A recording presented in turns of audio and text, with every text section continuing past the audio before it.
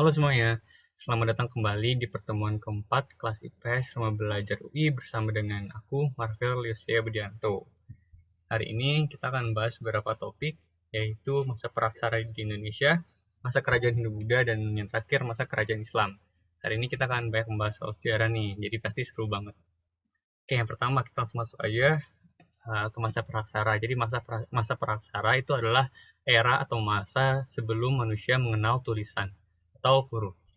Jadi masa praksara ini dibagi menjadi 4. Yang pertama itu adalah zaman Arkeozoikum yang kira-kira 2.500 juta tahun yang lalu. Yang perlu diingat itu di zaman ini bumi baru benar-benar terbentuk dan menjadi planet. Lalu setelah itu adalah zaman Paleozoikum, kira-kira 340 juta tahun yang lalu.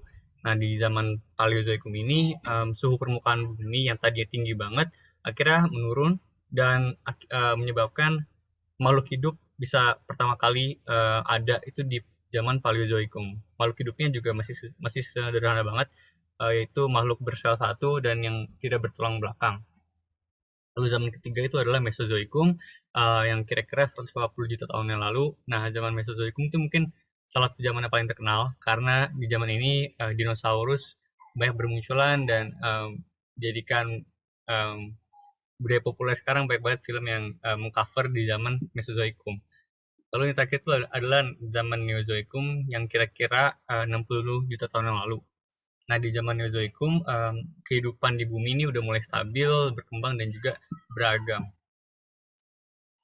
Nah, kita akan masuk ke jenis-jenis manusia purba di Indonesia. Manusia purba pertama yang ditemukan di Indonesia itu adalah Meganthropus paleojavanicus. Manusia purba ini ditemukan oleh von Koenigswald di daerah Sangiran. Ciri-cirinya seperti yang tertera di PPT, tulang pipi tebal, keningnya menonjol, tidak memiliki dagu, geraham yang besar-besar, dan berbadan tegap. Lalu selanjutnya adalah Pithecanthropus erectus. Kenapa namanya erectus? Karena sama kayak Meganthropus, dia badannya juga tegap, namun dia lebih tinggi daripada Meganthropus. Tinggi badannya antara 165 cm sampai dengan 180 cm. Nah, Pithecanthropus erectus ini ditemukan pertama kali oleh Eugene Dubois ketika ia meneliti daerah Bengawan Solo. Lalu ciri-cirinya seperti yang di PPT juga, tulang pipi dan alat punggungnya kuat, tulang keningnya tebal, menonjol dan melebar sampai ke pelipis, muka menonjol ke depan, tulang kepala belakang terlihat menonjol, dan otot-otot tengkuknya kukuh. Dan jenis manusia yang terakhir adalah Homo. Jadi di Homo ini ada dua tipe, yaitu Homo soloensis dan juga Homo wajakensis. Ciri-cirinya sebagai berikut: ukuran tengkoraknya sedang dan agak lonjong, mukanya datar dan lebar, akar hidungnya lebar dan bagian mulutnya menonjol sedikit, dahinya sedikit miring dan di atas matanya ada busur kening nyata, volume otaknya sekitar 1630 cc dan yang terakhir tingginya sekitar 173 cm. Jadi semakin kesini, semakin berkembangnya evolusi manusia, semakin mirip juga dengan manusia yang zaman sekarang. Lalu kebudayaan manusia-manusia ini tuh apa aja sih? Nah, kalau kebudayaan itu nanti dibagi menjadi 4, yaitu Paleolitikum, Mesolitikum, Neolitikum, dan ada 5 deh, Megalitikum, dan yang terakhir kebudayaan logam. Yang pertama kita akan masuk ke Paleolitikum dulu. Jadi yang perlu diingat dari kebudayaan Paleolitikum itu adalah kebudayaan Pacitan dan Ngandong. Di Pacitan, kemudian di kedua kebudayaan ini terlihat kalau manusia purba itu banyak menggunakan alat-alat yang terbuat dari tulang dan juga batu. Nah, di masa ini masyarakatnya masih food gathering, artinya mereka mendapat makanan itu dengan cara berburu, bukan dengan bertanam, sehingga kehidupannya juga berpindah-pindah. Mereka rumahnya itu tidak di satu tempat, cuma berpindah-pindah sesuai dengan jumlah hewan yang ada di tempat tersebut. Lalu selanjutnya adalah kebudayaan Mesolitikum. Jadi di kebudayaan Mesolitikum ini yang perlu diingat adalah kebudayaan Kyoken-Modinger dan kebudayaan Abris-Sosrof. Kyoken-Modinger itu kurang lebih kayak apa ya, sampah. Jadi manusia zaman dulu kan suka makannya itu kerang. Mereka suka makan kerang, terus akhirnya sampahnya itu dibuang di suatu tempat, akhirnya menumpuk dan jadilah Kyoken-Modinger. Lalu kalau Abris-Sosrof itu seperti yang ada di gambar, itu tuh kayak apa ya, lukisan-lukisan goa, dan salah satu itu cap tangan. Selanjutnya adalah kebudayaan Neolitikum. Nah, di kebudayaan Neolitikum ini manusia sudah sangat berkembang karena mereka sudah menemukan cara untuk bercocok tanam. Jadi yang tadinya food gathering, sekarang mereka sudah menjadi food producing. Jadi sudah bisa memproduksi makanan sendiri. Oleh karena itu, mereka hidupnya mulai menetap. Jadi tidak berpindah-pindah seperti dahulu. Nah, selain itu di kebudayaan Neolitikum, um, peralatan untuk melakukan kegiatan sehari-harinya juga sudah semakin berkembang sehingga mereka kayak membuat berbagai macam pekerjaan seperti yang digambar, ada yang menjadi petani, ada yang menjadi peternak. Jadi sudah mulai ada pembagian pekerjaan di kebudayaan Neolitikum. Selanjutnya adalah kebudayaan Megalitikum. Di kebudayaan Megalitikum yang perlu diingat itu di kebudayaan ini atau di masa ini tercipta struktur-struktur bangunan yang sangat besar, yang sangat mega ya, kayak namanya Megalitikum, seperti yang digambar nih, Stonehenge, atau contoh lainnya seperti menhir, dolmen, sarkofagus, dan punden berundak. Struktur atau bangunan-bangunan ini hampir semuanya memiliki tujuan yang sama, yaitu penyembahan terhadap roh leluhur dari manusia di zaman itu. Jadi untuk penyembahan dewa-dewa. Yang terakhir itu adalah kebudayaan logam. Nah, di kebudayaan logam, manusia sudah berhasil menemukan cara untuk mempergunakan perunggu, besi, dan perak, dan lain-lainnya. Sehingga di masa ini, pembagian pekerjaannya sudah semakin kompleks. Jadi, sudah semakin berkembang peradaban manusia, dan sudah ada pembagian pekerjaan sesuai dengan keahlian tertentu.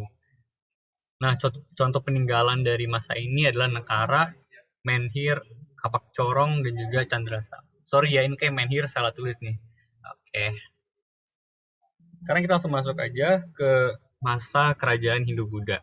Jadi di masa ini kita akan membahas soal persebarannya, kerajaannya, dan juga peninggalannya. Oke, bentar ya. Nah, ada 3 teori persebaran atau masuknya agama Hindu-Buddha ke Indonesia. Yang pertama itu adalah teori Brahmana. Jadi kalau menurut teori Brahmana, agama Hindu dan Buddha itu masuk ke Indonesia melalui kaum Brahmana atau kaum pendeta dari India yang ingin menyebarkan agamanya ke Indonesia. Itu teori yang pertama. Lalu teori kedua itu adalah teori Ksatria. Teori Ksatria itu seperti namanya, jadi penyebarannya itu dilakukan oleh bangsawan, ksatria, dan prajurit-prajurit yang singgah di Indonesia di masa itu, dan secara tidak langsung mereka juga menyebarkan agama Hindu-Buddha. Lalu yang terakhir adalah teori Vaishya, yaitu penyebaran agama Hindu-Buddha ke Indonesia melalui orang India yang berkasta Vaishya seperti pengrajin, petani, hingga pedagang. Penyebarannya itu merupakan dari kaum saudagar di India yang berdagang hingga ke Nusantara. Jadi penyebarannya itu melalui perdagangan, melalui tukar-menukar barang. Akhirnya secara tidak langsung juga orang-orang India yang kesini untuk berdagang secara tidak langsung menyebarkan agamanya juga. Nah, kerajaan di Hindu-Buddha itu ada banyak. Yang kerajaan paling pertama dan yang tertua itu adalah kerajaan Kutai.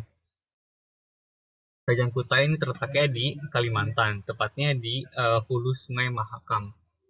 Nama Kutai itu sendiri diambil dari nama tempat di mana prasasti yang menggambarkan kerajaan Kutai ini ditemukan. Terus raja yang paling terkenal itu adalah Mula Warman. Jadi di masa Mula Warman itu kerajaan Kutai sangat sejahtera. Akhirnya salah satu aksi paling terkenal yang Mula Warman itu dia mengorbankan 20.000 sapi untuk persembahan ke dewa. Itu salah satu masa kejayaannya si Kutai. Lalu selanjutnya kita akan lanjut ke Mataram kuno.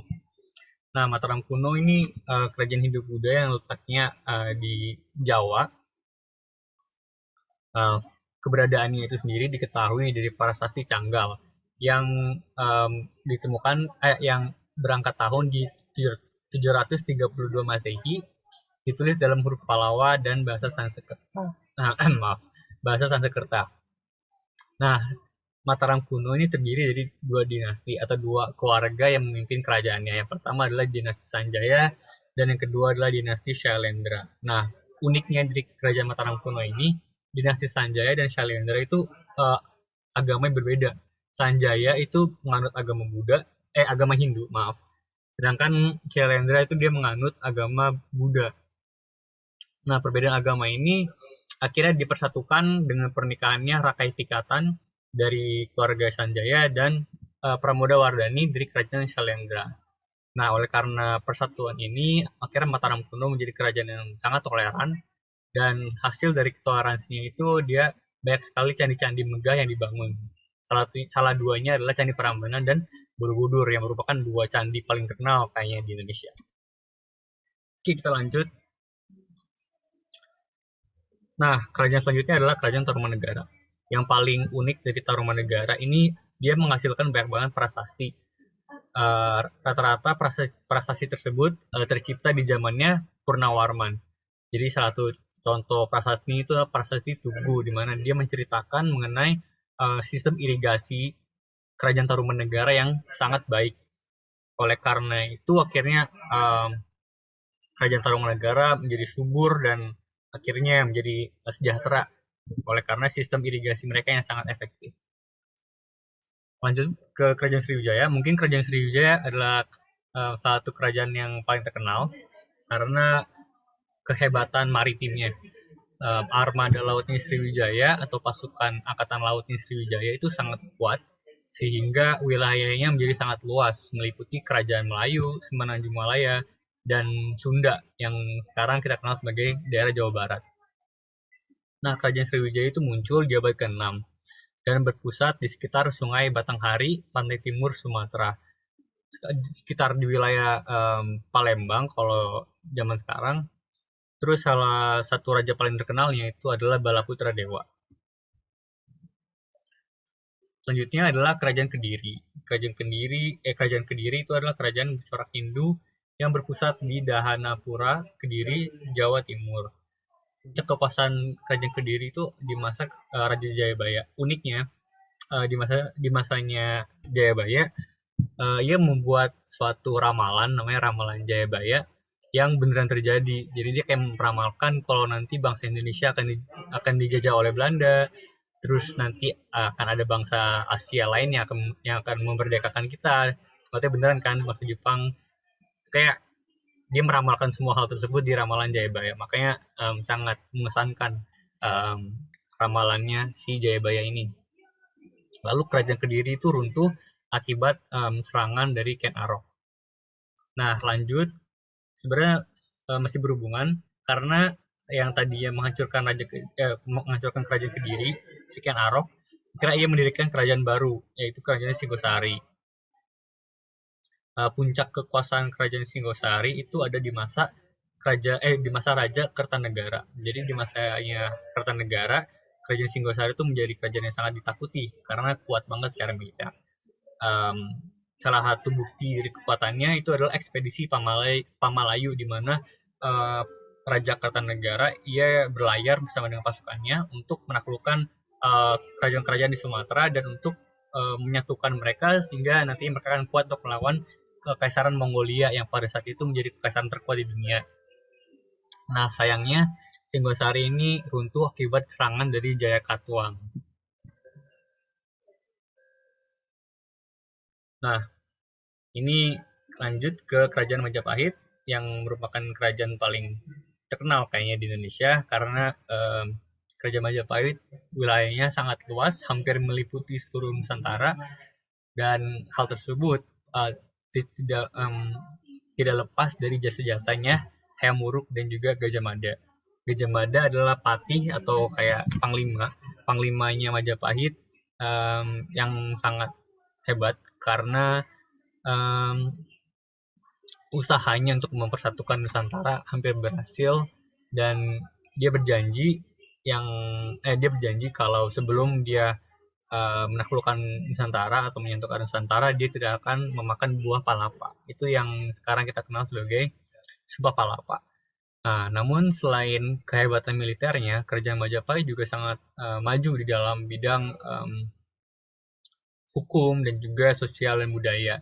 Buktinya adalah Kitab Sutasoma dan juga Negara Kertagama. Nah, istilah Bhinneka Tunggal Ika yang kita kenal sekarang itu pertama kali diambil dari Kitab Sutasoma.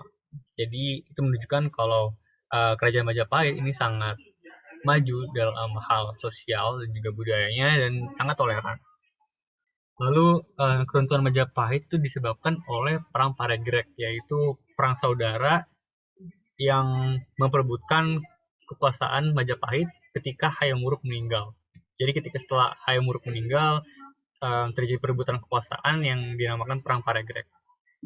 Sebenarnya Majapahit tidak langsung runtuh akibat Perang Paregreg, tapi gara-gara Perang Paregreg akhirnya kekuatan Majapahit menjadi sangat lemah sehingga gampang untuk diserang oleh kerajaan-kerajaan lain. Dan kejatuhan Majapahit itu menandakan akhir dari era kerajaan Hindu-Buddha. Lalu kita lanjut ke peninggalan-peninggalan kerajaan Hindu-Buddha. Jadi yang pertama adalah candi. Candi jadi yang tadi sudah bisa dilihat banyak ya candi-candi dari kerajaan-kerajaan Hindu-Buddha seperti Candi Borobudur, Candi Prambanan, Candi Mendut. Nah, tujuan dari dibangunnya candi-candi ini adalah untuk memuliakan seorang yang telah mati, yang berasal dari keluarga kerajaan atau orang yang terkenal atau terkemuka. Nah, selanjutnya itu adalah arka atau arca. Arka adalah benda yang terbuat dari batu dan dipahat menyerupai seorang manusia atau binatang. Contohnya arka perunggu Siwa, arka Mahadewa, arka batu Wisnu, dan juga arka batu Brahma. Jadi seni pahatan gitu kalau arka.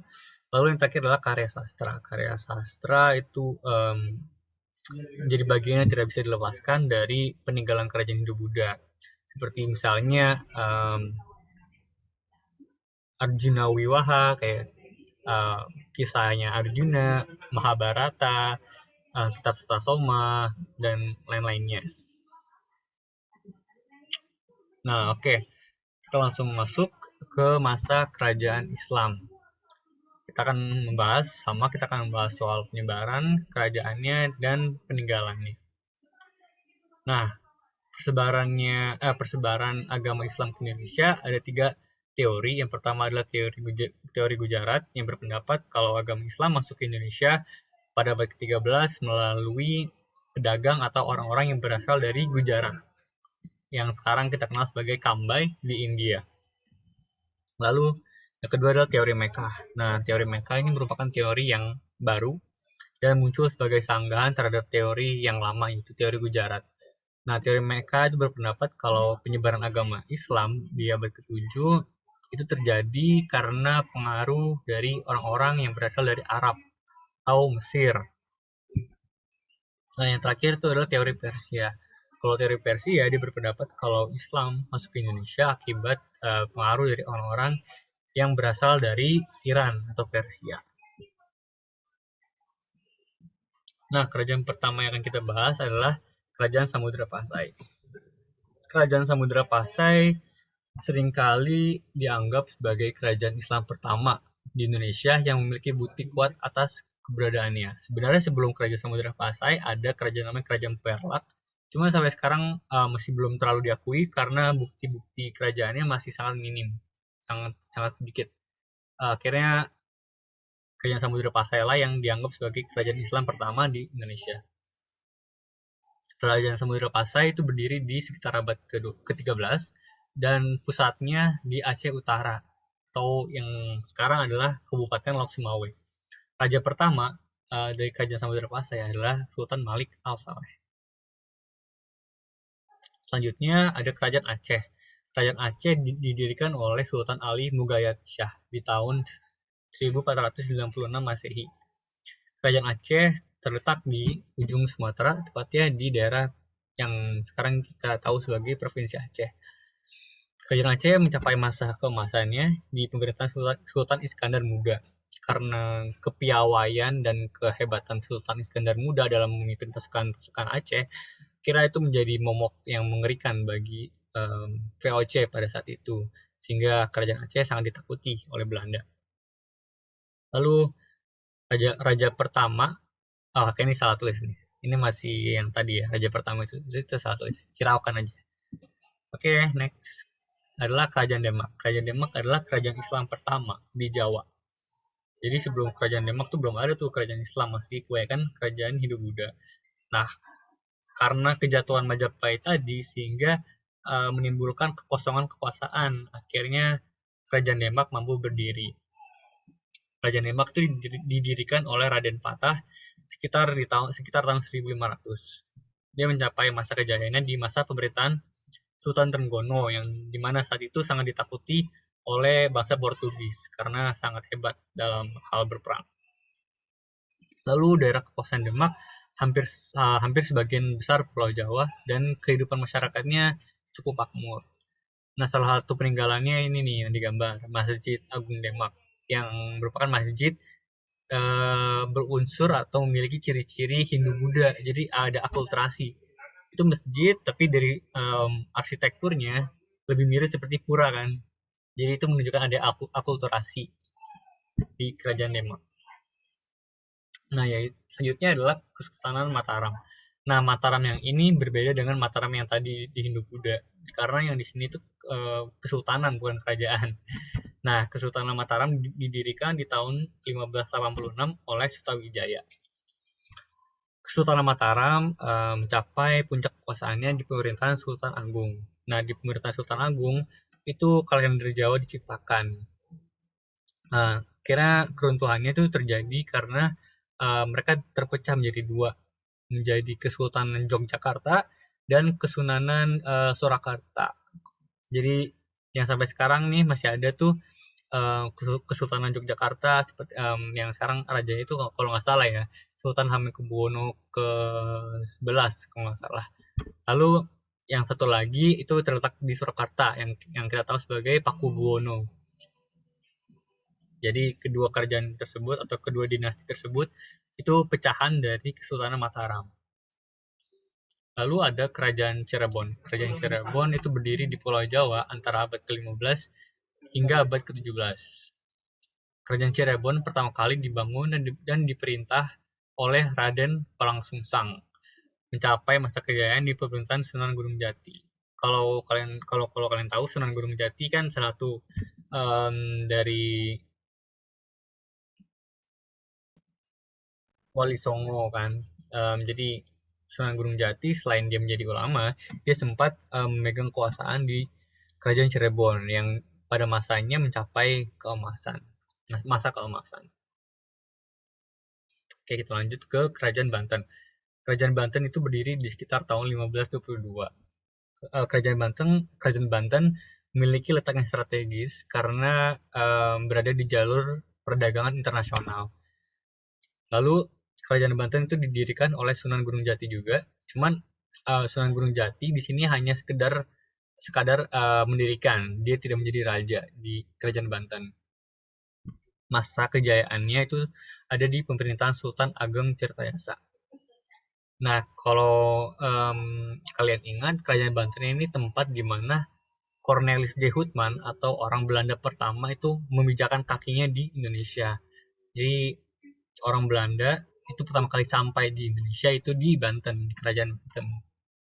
Oke, langsung lanjut ke Kerajaan Makassar.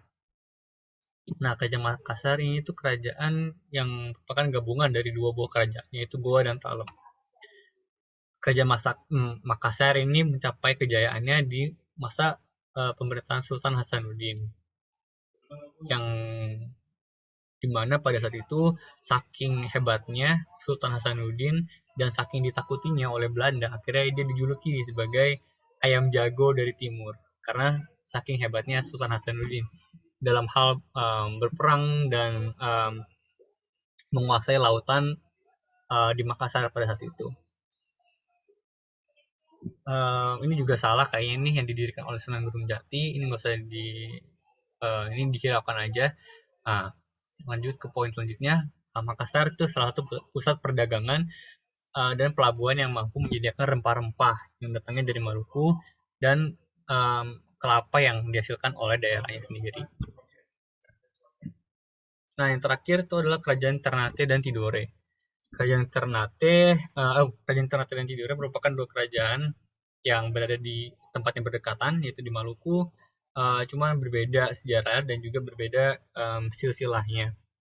Yang pertama itulah Kerajaan Ternate. Kerajaan Ternate itu berdiri sekitar abad ke-13 dan dengan ibu kota Sampalu. Aset utama yang dimiliki oleh Kerajaan Ternate dan Tidore itu adalah cengkeh. Di abad ke-14, akhirnya di masa kepemimpinan Zainal Abidin, dia berubah menjadi kerajaan Islam, ya tadi kerajaan Hindu-Buddha. Lalu puncak kejayaannya tercapai di masa Sultan Bahabullah. Nah, kalau untuk kerajaan Tidore didirikan pada abad ke-11. Awalnya sama kayak kerajaan sebelahnya, kerajaan Tidore ini tidak menganut agama Islam.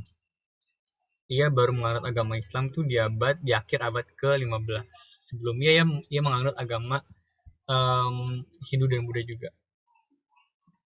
Nah, Kesultanan Tidore dia mencapai masa kejayaannya di sekitar abad ke-18 di masa pemerintahan Sultan Nuku. Nah, peninggalan dari kerajaan Islam itu ada 4. Yang pertama adalah masjid. Jadi masjid adalah tempat ibadah bagi umat muslim yang sampai sekarang masih kita temui setiap 100 meter, 200 meter pasti selalu ada masjid, dan itu merupakan dampak atau peninggalan dari kerajaan-kerajaan Islam. Jadi sangat terasa dampaknya, terutama di kehidupan sehari-hari kita. Selanjutnya adalah kaligrafi. Kaligrafi itu seni menulis huruf Arab dengan gaya dan susunan yang indah. Tulisan Arabnya itu sendiri umumnya diambil dari potongan surat-surat atau ayat-ayat dalam Al-Quran. Selanjutnya adalah bangunan keraton. Keraton yang adalah tempat menghadapnya pejabat-pejabat negara kepada raja, sekaligus menjadi tempat kediaman raja beserta keluarga, sampai sekarang masih ada. Tepatnya kalau kita ingin melihat secara langsung itu ada di Yogyakarta dan juga di Surakarta. Selain di Yogyakarta dan Surakarta sebenarnya masih banyak sih. Ada di Samudra Pasai, ada di Ternate, dan di tempat lain-lainnya. Nah, lalu yang terakhir adalah seni wayang. Nah, seni wayang di Indonesia sebenarnya telah ada semenjak zaman Hindu. Tapi pas masa perkembangan Islam di Indonesia, akhirnya seni wayang menjadi lebih populer karena digunakan sebagai salah satu bentuk penyebaran agama Islam. Kalau nggak salah itu Sunan Kalijaga, dia memiliki inovasi atau memiliki ide menyebarkan agama Islam melalui seni wayang yang menjadi cara yang sangat efektif, sehingga seni wayang menjadi sangat dikenal oleh masyarakat. Itu menjadi akhir dari presentasi dan pembelajaran di hari ini. Nanti kalau ada pertanyaan atau ada yang masih bingung, boleh ditanyakan pada saat sesi tanya jawab. Terima kasih semuanya, semangat terus ya belajarnya.